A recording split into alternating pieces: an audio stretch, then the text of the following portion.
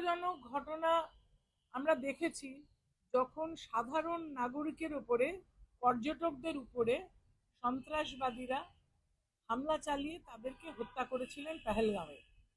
এবং সেই সময় থেকেই আমাদের যিনি চেয়ারপারসন সর্বভারতীয় তৃণমূল কংগ্রেসের মাননীয় মমতা বন্দ্যোপাধ্যায়, তিনি বলেছেন যে আমরা দেশের সঙ্গে সর্বতোভাবে আছি, কেন্দ্রীয় সরকারের সঙ্গে সর্বতোভাবে সহযোগিতা করে এক বাক্যে তিনি জানিয়ে দিয়েছিলেন যে এর শাস্তি যখন হবে তাতেও আমরা সম্পূর্ণভাবে কেন্দ্রীয় সরকারকে সহযোগিতা করব। As you know, the parliament is the democratic cornerstone. তিনি যেটা বললেন মাননীয় মুখ্যমন্ত্রী মমতা বন্দ্যোপাধ্যায়, সেটা এবারে আমরা দাবি করছি যে সেই সংসদ ভবনে আলোচিত হওয়া উচিত।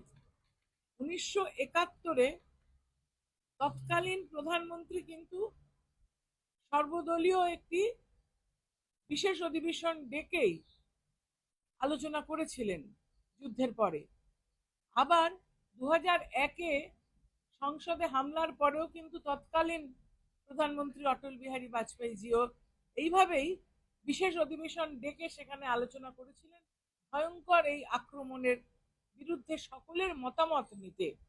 এবারেও আমরা বিশেষ অধিবেশনের দাবি জানাচ্ছি, কেননা মাননীয় মুখ্যমন্ত্রী মমতা বন্দ্যোপাধ্যায় আমাদের নেত্রী যেভাবে বলেছেন যে আমরা সর্বতোভাবে কেন্দ্রীয় সরকারের সহযোগিতা করব এবং ভারতবর্ষকে রক্ষার লড়াইয়ে আমরা সবসময় পাশে আছি, ঠিক সেইভাবেই সর্বদলীয় সাংসদরা সারা পৃথিবীতে তারা এই নিয়ে আলোচনা করতে যখন গেছে, তখন আমাদের দল সর্বভারতীয় তৃণমূল কংগ্রেস অন্য কোনো সাংসদকে না পাঠিয়ে আমাদের সর্বভারতীয় সাধারণ সম্পাদক সাংসদ অভিষেক বন্দ্যোপাধ্যায়কে যথাযথভাবে পাঠিয়েছেন এবং তিনিও সারা পৃথিবী ঘুরে যে বক্তব্য রাখছেন, তাতে করে কিন্তু আমরা ভারতবর্ষের যে সার্বভৌমত্ব, ভারতবর্ষে যে আমরা একসঙ্গে বাইরের শত্রুকে মোকাবেলা করতে পারি সেটাই তুলে ধরছে। কিন্তু 100 জন যে সন্ত্রাসবাদীকে নিহত করতে আমাদের সেনানীরা উদ্যোগ নিয়ে সফল হয়েছেন, যারা হত্যা করেছিল সন্ত্রাসবাদীরা তাদের এখন অবধি কিন্তু গ্রেপ্তার করতে পারেনি, সেটা একটা প্রশ্ন থেকে যাচ্ছে।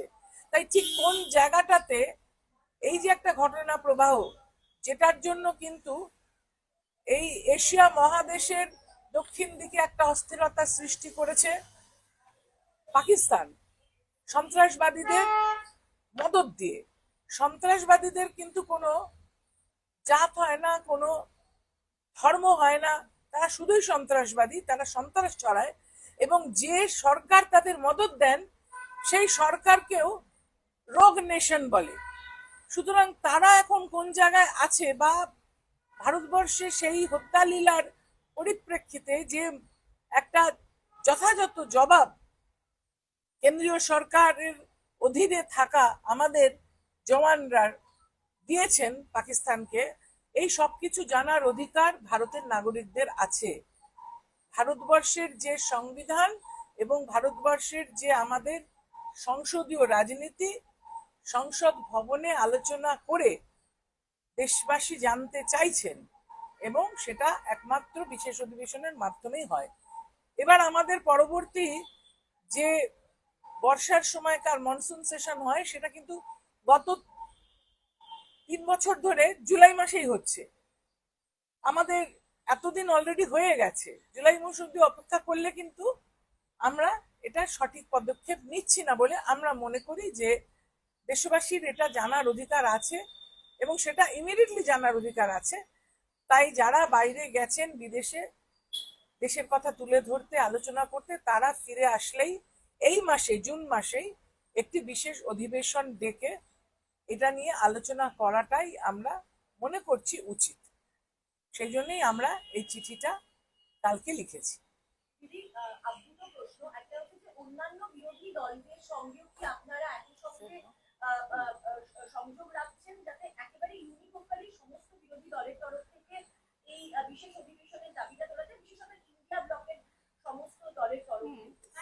দেখুন, আমাদের হচ্ছে আমরা দ্বিতীয় সর্ববৃহৎ দল সংসদীয় আহ, রাজনীতিতে, এবং আমাদের নেত্রী মমতা বন্দ্যোপাধ্যায় সবসময় আলাপ আলোচনা আছে। গতকালও তিনি একটি রাজনৈতিক দলের যিনি পুরোধা, আপনারা জানেন, আরজেডি, তার সঙ্গে 1-1.5 ঘন্টা ছিলেন। সুতরাং এটা ধরেই নেওয়া যায় যে এই ধরনের কথাবার্তা নিশ্চয়ই তিনি চালাচ্ছেন, কিন্তু এখন অবধি আমরা এটা নিয়ে আপনাদের কাছে কিছু বলার মতন পরিস্থিতি আসেনি যে আপনাদেরকে এটা বলবো।